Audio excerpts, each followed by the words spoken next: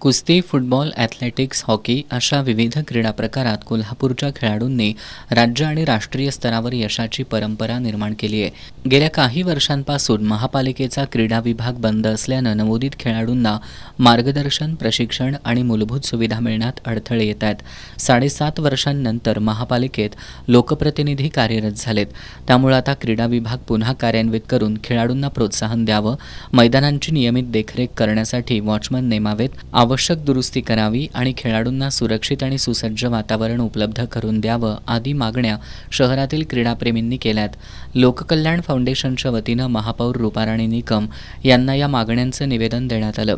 यावेळी फाउंडेशनचे अध्यक्ष सुहास साळुखे, चंद्रकांत यादव, प्रकाश आमटे, अनिल चव्हाण, जगन्नाथ सूर्यवंशी, केशव माने, जयंत मिठारी, राजेंद्र खद्रे, सुधाकर सरनाईक आदी उपस्थित होते.